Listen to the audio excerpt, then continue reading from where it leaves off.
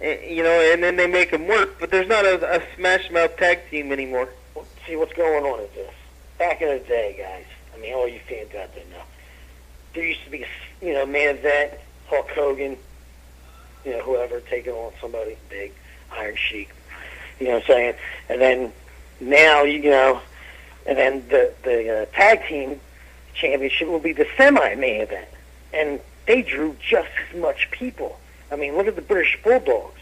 Look at the Demolition, for God's sake. Arn Anderson, the Brainbusters. I mean, there's so many. The Killer Bees. I mean, look at all these tag teams that have been through the WWF that were $1 million tag teams. Exactly. And you got to look at even Money Incorporated, which was Ted DiBiase and Erwin R. Shyster, or Mike Rotundo, as being a good technical tag team. The other thing that was very good technical wrestling there. They were very good. Yeah, the other thing that team could have rolled. They could have healed it all the way to the top. Yes, they could have, and they could have stayed there for a long time. You got to remember, you got to have a gimmick tag team like Demolition or the Road Warriors. The Road Warriors. You know what I mean? The Pitbulls, the Eliminators, the Gangsters. I mean, come on, man. Let's get with it.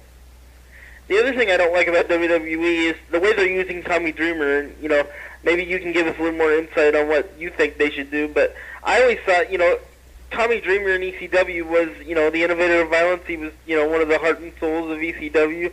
And now they just kind of use him on a spot-by-spot basis if he has a problem with somebody.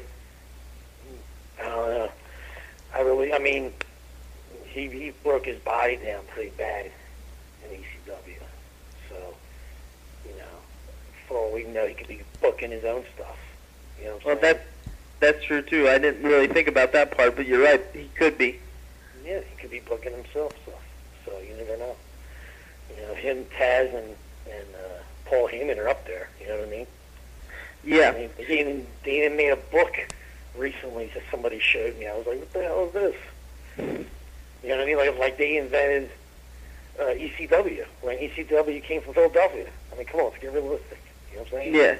And I always thought that it was two things that made ECW great. Well, three. It was that, Paul Heyman, being, a good mind in the business that he is. Guys like yourself and the Pitbulls and all the workers that were there, and the fans. Because the fans in ECW, the old ECW, were, in my opinion, a breed of their own kind. You can't really compare them to any fans that they have now. What, the ECW fans?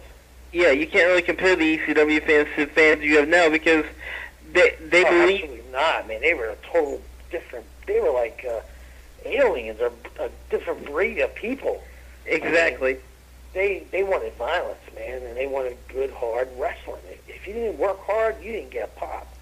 If you didn't hear holy shit, that means you didn't do it. That's all there is to it. Yeah, I mean... And nowadays, some of the guys come in and they don't feel like they have to work that hard, like you guys had to back then. Oh, man, we worked all right.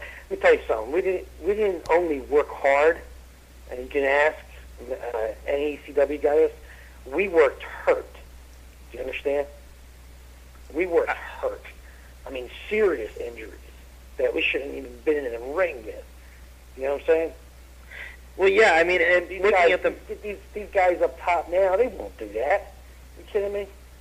They'll go home. No, I think the wrestling business has changed since the original ECW, where the original ECW was all about, like, the passion of the wrestling and the product they were putting out.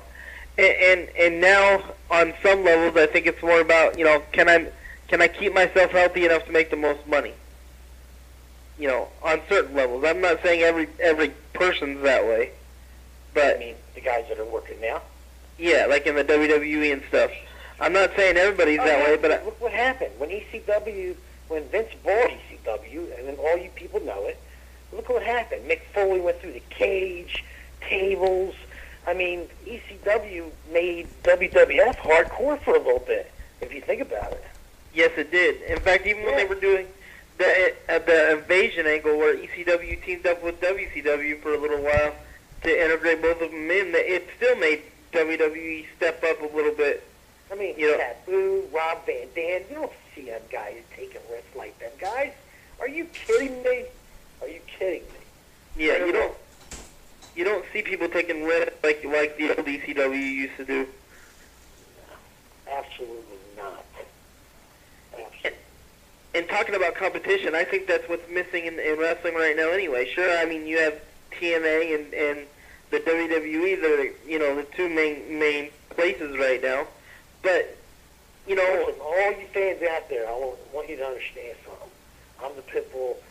I watch Raw once in a blue moon.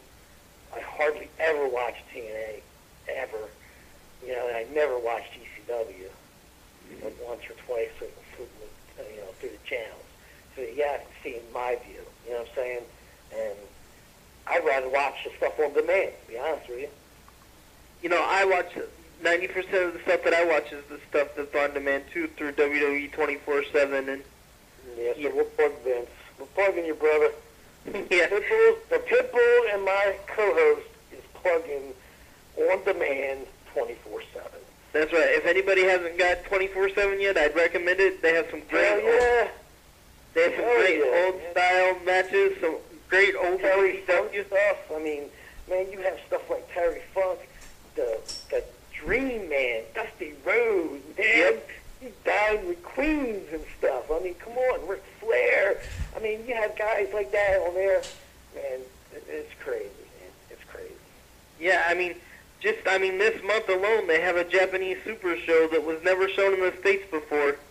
Oh, it's on 24/7 in the big ones segment, down towards the bottom. Huh? Is that this month? Yeah. No way. Yeah. They haven't really put a date on that one. I think it's on till at most like next Tuesday, but I would really recommend watching it because, then you really get a chance to see what the Japanese fans are like. Oh, yeah. I mean, they had a match on there that was Sting versus Great Muta, which to me was a great match. Oh, absolutely. Yeah, I would think so. I mean, shout out to Ric Flair. I mean, that's right. He got unbelievable matches. Yeah, Brody. I mean, come on. Bruiser Brody, man. He tore the house down over there. Yeah, Vader was off. Pops is my man. And Too Cold Scorpio. Come on, guys. Yeah, and Ric Flair, to me is going to go down as probably one of the best wrestlers there ever was, as far as psychology, as far as knowing where to go, and how far to push the crowd.